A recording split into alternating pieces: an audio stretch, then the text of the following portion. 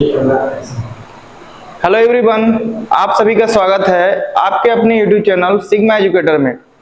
आज हम 10th का एक टॉपिक शुरू कर रहे हैं। वैसे एक लेक्चर हो गया है, आज इसका दूसरा लेक्चर है। तो दूसरे लेक्चर में हमारा यहाँ से स्टार्ट करना है। आपकी टॉपिक है टाइप ऑफ न्यूट्रिशन। यह है आपका लेक्चर 2। इसमें हम बात करेंगे कि न्यूट्रिशन पोषण का प्रकार ये कितने प्रकार का होता है, पोषण आपके कितने प्रकार का होता है। तो पोषण आपके दो प्रकार के होते हैं, एक है ऑटोट्रोपिक न्यूट्रिशन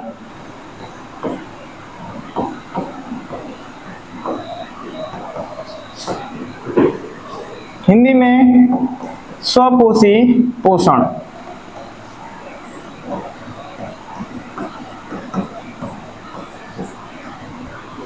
और सेकंड है हेटरोट्रोपिक न्यूट्रिशन।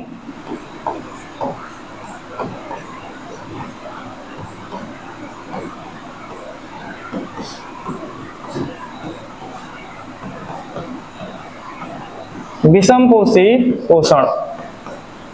तो इन दोनों टॉपिक को आज देखना है कि ये टॉपिक है क्या, इसके बारे में हम आज अध्ययन करेंगे कि है क्या।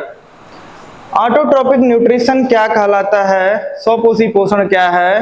तो वो पोषण की वह प्रक्रिया, न्यूट्रिशन की वह प्रक्रिया जिसमें कोई भी जीव या एनिमल कहेंगे, कोई भी जीव अपना जो भोजन है स्वयं बना ले रहा है, अपना भोजन स्वयं बना ले रहा है। तो ये पोषण की प्रक्रिया, न्यूट्रिशन की प्रक्रिया आपकी कहलाएगी ऑटोट्रोपिक न्यूट्रिशन। जैसे कि प्लांट्स क्या है कि भोजन के लिए किसी पे निर्भर नहीं है, ये क्या करते हैं, अपना भोजन स्वयं बना लेते हैं। तो जो भी जीव हैं जो ऑटोट्रोपिक न्यूट्रिशन दर्शा रहे हैं उसे हम कहेंगे ऑटोट्रॉप, स्वपोषी। जो भी जीव हैं जो ऑटोट्रोपिक न्यूट्रिशन दर्शा रहे हैं इन्हें हम कहेंगे ऑटोट्रॉप्स, स्वपोषी। ये जीव ऐसे हैं जो भोजन के लिए किसी पे निर्भर नहीं रहते हैं, अपना भोजन स्वयं बना लेते हैं। दूसरा पॉइंट है हेटरोट्रोपिक न्यूट्रिशन। तो जो जीव इस प्रकार का पोषण करते हैं उन्हें हम कहते हैं हेटरोट्रॉप, उन्हें कहा जाएगा हेटरोट्रॉप। विषमपोषी, ये भोजन के लिए किसी न किसी पे निर्भर रहेंगे, या तो डायरेक्ट रूप से या इनडायरेक्ट रूप से। ये भोजन के लिए किसी न किसी पे निर्भर रहते हैं, चाहे वो डायरेक्ट रूप से रहें या इनडायरेक्ट रूप से। तो हम ये देख चुके हैं कि ऑटोट्रोपिक न्यूट्रिशन क्या है और हेटरोट्रोपिक न्यूट्रिशन क्या है। और ऑटोट्रोपिक न्यूट्रिशन में आपको बता दिया गया है कि जो प्लांट्स हैं वो क्या करते हैं, ऑटोट्रोपिक न्यूट्रिशन आपका दर्शाते हैं। मेनली प्लांट के बारे में बात की जा रही है, आगे हम आपको और चीजें बताएंगे जिनमें ऑटोट्रोपिक न्यूट्रिशन हो रहा है। और जो ऑटोट्रोपिक न्यूट्रिशन करते हैं इन्हें कहा जाता है ऑटोट्रॉप्स। तो अब हम देखेंगे ऑटोट्रोपिक न्यूट्रिशन में कौन कौन सी विधियां हैं, ऑटोट्रोपिक न्यूट्रिशन के लिए कौन कौन सी विधियां हैं, या ऑटोट्रॉप्स जो हैं कौन कौन सी विधियां अपनाते हैं ये ऑटोट्रोपिक न्यूट्रिशन करने के लिए। चलिए तो हम आगे देख रहे हैं कि कौन कौन से इसमें पॉइंट आते हैं ऑटोट्रोपिक न्यूट्रिशन। ये आपको कैसे देखने को मिलता है, किन में देखने को मिलता है, इसके बारे में हम बात करेंगे। तो ऑटोट्रोपिक न्यूट्रिशन कैसे होता है। तो पहला है, एक प्रक्रिया है फोटोसिंथेसिस।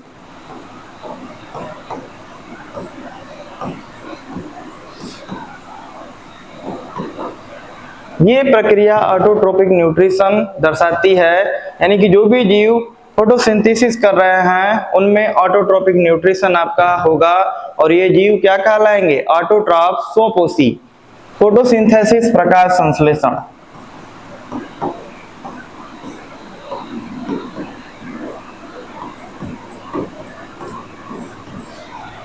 और दूसरा है कीमोसिंथेसिस।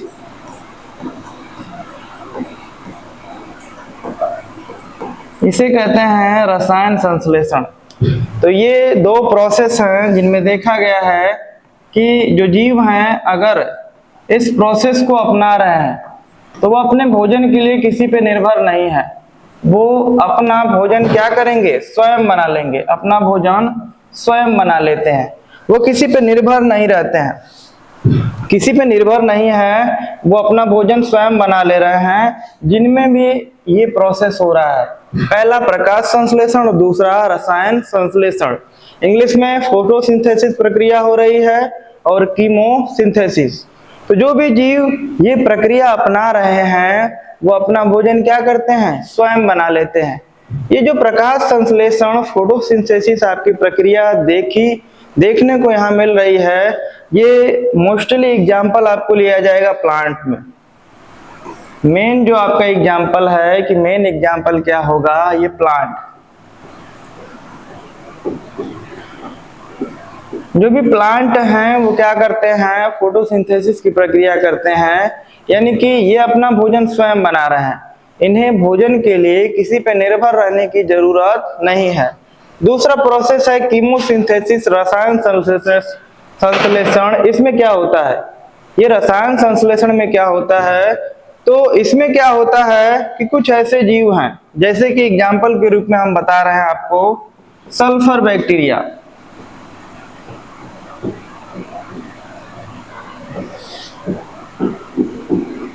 एग्जाम्पल आपको बताया जा रहा है सल्फर बैक्टीरिया, और दूसरा एग्जाम्पल है नाइट्रीफाइंग बैक्टीरिया।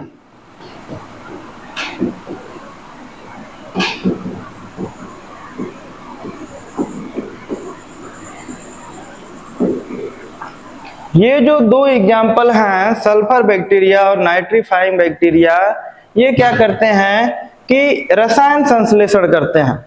दोनों का मतलब हम समझा रहे हैं कि करके कि प्रकाश संश्लेषण क्या है, रसायन संश्लेषण क्या है। तो प्रकाश संश्लेषण में क्या होता है कि सनलाइट आपको एकदम जरूरी है, अगर सनलाइट नहीं है तो ये प्रकाश संश्लेषण की प्रक्रिया क्या होगी, नहीं होगी। लेकिन रसायन संश्लेषण में क्या है कि सनलाइट की जरूरत नहीं है, सनलाइट की जरूरत नहीं है, बिना सनलाइट के ही जो भी जीव हैं वो अपना भोजन किसी रसायन के द्वारा संश्लेषित कर लेते हैं, किसी न किसी रसायन से क्या करेंगे, संश्लेषित कर लेते हैं। तो इस प्रक्रिया को हम कहते हैं रसायन संश्लेषण। और एग्जाम्पल है आपका सल्फर बैक्टीरिया और दूसरा नाइट्रीफाइंग बैक्टीरिया। ये दो एग्जाम्पल आपको याद रखने हैं। नाइट्रीफाइंग बैक्टीरिया क्या है, ऐसे बैक्टीरिया जो नाइट्रोजन को एक रूप से दूसरे रूप में कन्वर्ट कर रहे हैं, वो क्या कहलाएंगे, नाइट्रीफाइंग बैक्टीरिया। और ये जो बैक्टीरिया हैं ये प्लांट्स के लिए बहुत ही जरूरी हैं, ये प्लांट्स के लिए क्या है, बहुत ही जरूरी हैं। ये नाइट्रोजन को कन्वर्ट करते हैं। ये दो प्रोसेस हम देख लिए, ऑटोट्रोपिक न्यूट्रिशन में फोटोसिंथेसिस प्रक्रिया हो रही है, उसके बाद कीमोसिंथेसिस प्रक्रिया हो रही है। तो ये दोनों प्रोसेस हम देख चुके हैं। अब हम देखेंगे कि ये जो फोटोसिंथेसिस प्रक्रिया है, प्रकाश संश्लेषण, ये है क्या, प्रकाश संश्लेषण कैसे होता है, इसको देखा जाएगा। चलिए आगे हम देखते हैं। अगला पॉइंट है प्रकाश संश्लेषण, फोटोसिंथेसिस।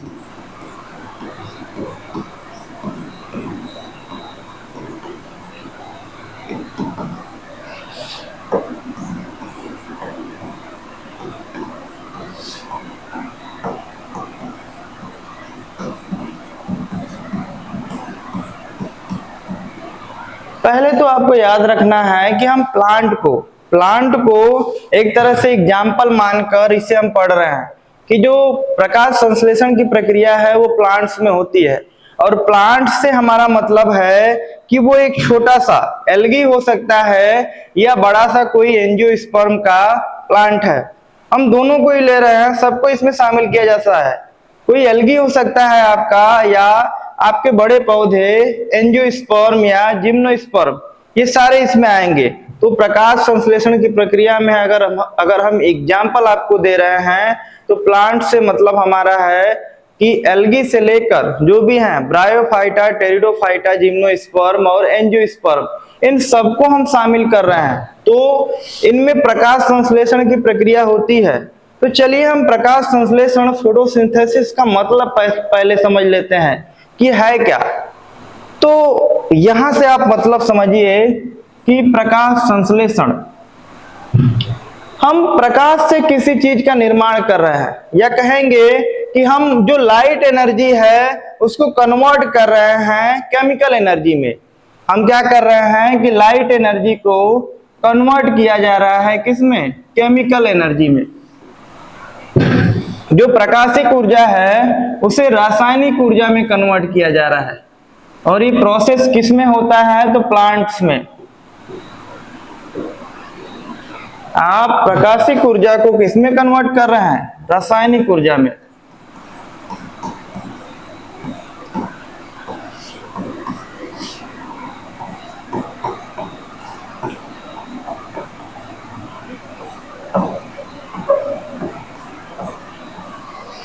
और ये प्रोसेस क्या है, कैसे कन्वर्ट होता है, इस प्रकाश संश्लेषण में आखिर होता क्या है?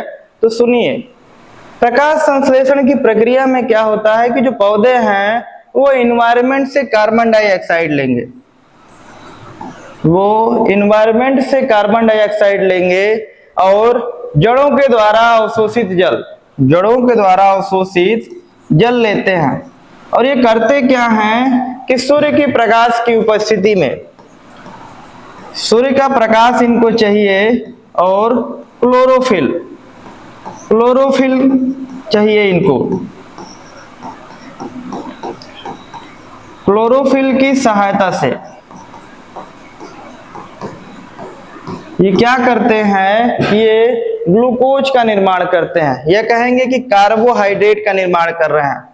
इस कार्बोहाइड्रेट का हम फार्मूला लिख दे रहे हैं C6H12O6।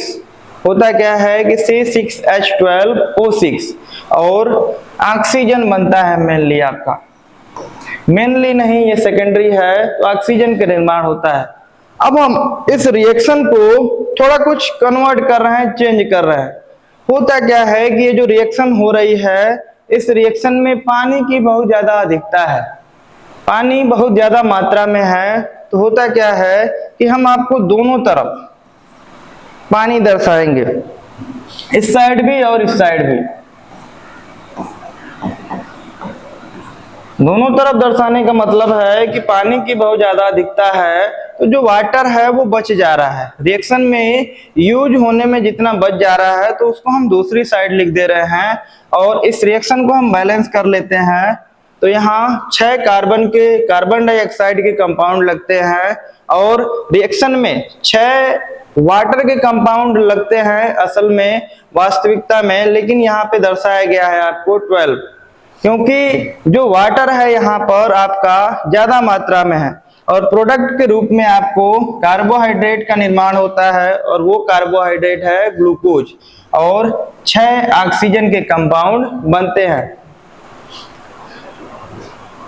तो ये रिएक्शन कैसे हो रही है कि ये जो कार्बन डाइऑक्साइड आ रहा है वो एनवायरनमेंट से, और जड़ों के द्वारा हम क्या करते हैं कि जल ले लेते हैं। और सूर्य का प्रकाश आपको रहना चाहिए, सूर्य का प्रकाश अगर नहीं है तो ये जो प्रकाश संश्लेषण की प्रक्रिया है ये स्टार्ट नहीं होगी। ये क्या है? स्टार्ट नहीं होगी। और क्लोरोफिल आपका रहना जरूरी है, क्योंकि यही क्लोरोफिल क्या करता है कि प्रकाश संश्लेषण की प्रक्रिया करता है। क्लोरोफिल आपकी पत्तियों में होता है, और ये क्लोरोफिल अगर नहीं है तो प्रकाश संश्लेषण की प्रक्रिया क्या होगी? नहीं होगी। और प्रोडक्ट में आपको मिलेगा ये कार्बोहाइड्रेट, और ये कार्बोहाइड्रेट है आपका ग्लूकोज। ये एक सिंपल शुगर है और यह है ग्लूकोज। ये क्या होता है? आपका प्राइमरी प्रोडक्ट। आपसे पूछा जाएगा कि रिएक्शन में प्राइमरी प्रोडक्ट क्या है और सेकेंडरी प्रोडक्ट क्या है। यहाँ पर जो कार्बोहाइड्रेट बना है वो प्राइमरी प्रोडक्ट है, और यहाँ पे ऑक्सीजन जो बना है वो क्या है? सेकेंडरी प्रोडक्ट है। ऑक्सीजन आपका सेकेंडरी प्रोडक्ट है। एक बात हम आपको कंफर्म करवाना चाहते हैं कि ये जो कार्बन डाइऑक्साइड यहाँ पे आपको दिख रहा है, ये इन्वायरमेंट से तो लिया जाता है, लेकिन कार्बन डाइऑक्साइड यहाँ पर जो भी प्लांट्स में मौजूद है, प्लांट्स के अंदर मौजूद है, या कहेंगे कि जो भी उसके सेल में रेस्पिरेशन की प्रक्रिया हुई थी उसके बाद जो कार्बन डाइऑक्साइड आपको उपलब्ध हुआ था प्लांट को, ये उसका भी यूज करते हैं और अंदर के कार्बन डाइऑक्साइड का यूज कर लेते हैं। लेकिन अगर उसके बाद भी अगर फोटोसिंथेसिस प्रक्रिया के लिए कार्बन डाइऑक्साइड की कमी हुई तो ये क्या करते हैं कि बाहर से यानी इन्वायरमेंट से आपको कार्बन डाइऑक्साइड लेते हैं। तो चलिए फोटोसिंथेसिस की हम परिभाषा आपको एक बार और बोल दें कि पौधे क्या करते हैं कि सूर्य के प्रकाश की उपस्थिति में क्लोरोफिल की सहायता से वातावरण से कार्बन डाइऑक्साइड तथा जड़ों के द्वारा जल लेकर कार्बोहाइड्रेट तथा ऑक्सीजन का निर्माण करते हैं। और यह प्रोसेस या प्रक्रिया क्या कहलाती है? प्रकाश संश्लेषण। यह प्रक्रिया क्या कहलाएगी? प्रकाश संश्लेषण कहलाती है।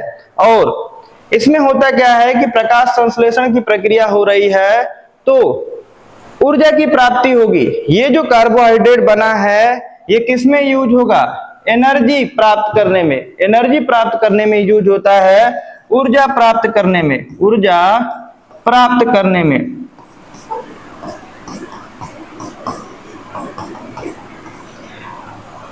ऊर्जा की प्राप्ति हो जाती है तो जो भी ये जो आपको कार्बोहाइड्रेट बना हुआ है जो आपका बच जाता है, ये कहेंगे कि एक्स्ट्रा है, वो क्या होता है कि स्टोर हो जाएगा।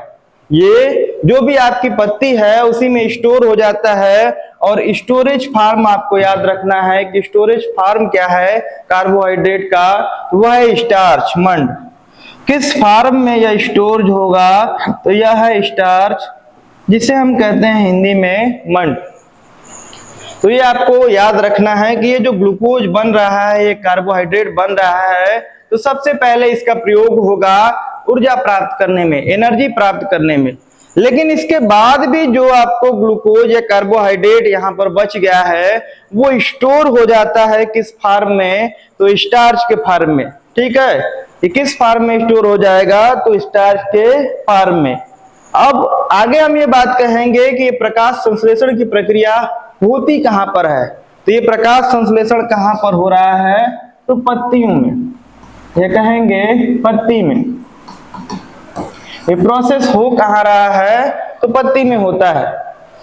और इसके लिए सहायक कौन कौन सी चीजें हैं? कौन कौन सी चीजें सहायक हैं प्रकाश संश्लेषण के लिए? तो पहली कौन हेल्प कर रही हैं आपका फोटोसिंथेसिस में? तो फर्स्ट आपका है कि क्लोरोफिल आपका होना चाहिए।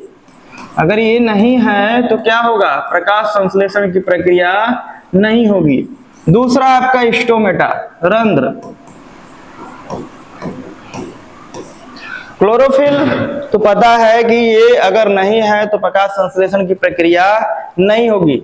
लेकिन हम स्टोमेटा के बारे में पढ़ लेते हैं। स्टोमेटा, जिसका हिंदी नाम है पर्णरंध्र, इसका क्या कार्य है? स्टोमेटा पत्तियों के निचली सतह पर बहुत ज्यादा मात्रा में पाए जाते हैं, लेकिन ऊपरी सतह पर भी कुछ मात्रा में पाए जाते हैं। ये है क्या? तो स्टोमेटा आपको कुछ ऐसी संरचनाएं होती हैं,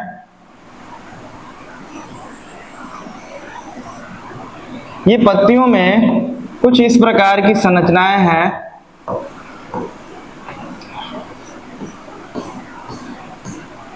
होता क्या है कि स्टोमेटा का कार्य क्या है? तो स्टोमेटा क्या करते हैं कि वाष्पोत्सर्जन कर रहे हैं, इवैपोरेशन। ये वाष्पोत्सर्जन करते हैं,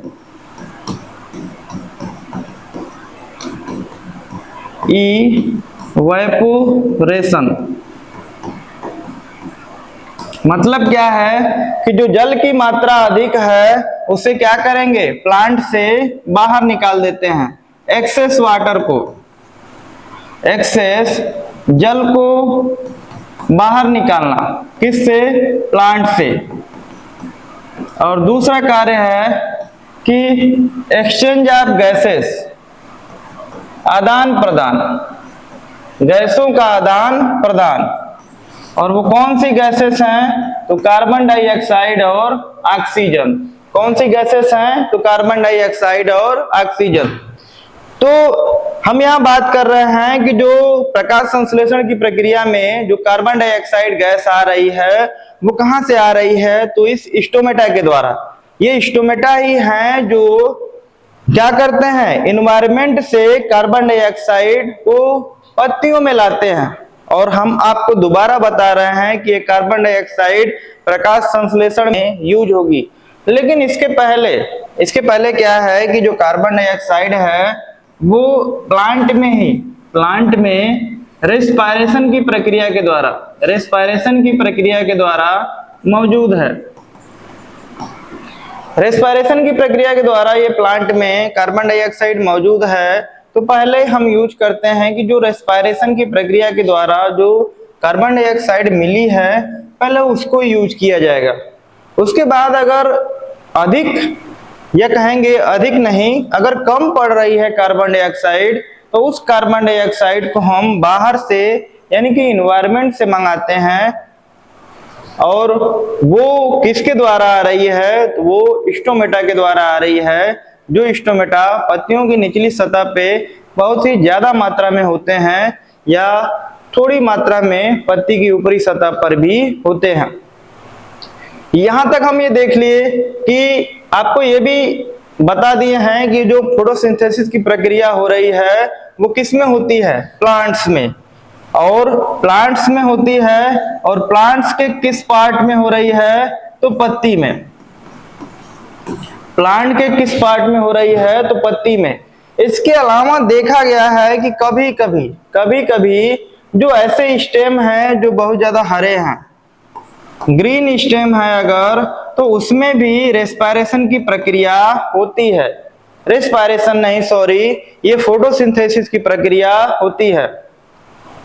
तो पत्ती में तो होगी, लेकिन उसके अलावा अगर जो आपके स्टेम हरे हैं और ऐसे स्टेम जो छोटे प्लांट्स के हैं, हम बड़े प्लांट्स के बारे में बात नहीं कर रहे हैं, छोटे प्लांट्स के हैं, तो उनमें भी क्या होगा कि फोटोसिंथेसिस की प्रक्रिया यहाँ जो ग्रीन स्टेम है वहां पर होगी।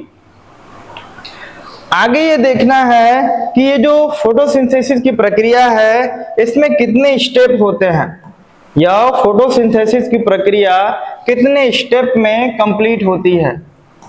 फोटोसिंथेसिस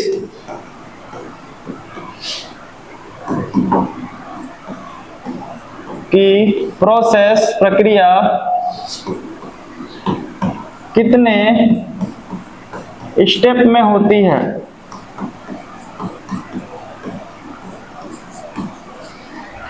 तो दो स्टेप है इसमें। एक है पहला स्टेप प्रकाशिक अभिक्रिया, लाइट रिएक्शन।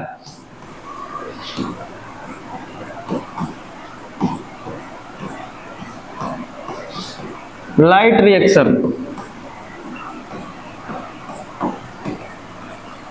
और दूसरा स्टेप है अप्रकाशिक अभिक्रिया, डार्क रिएक्शन।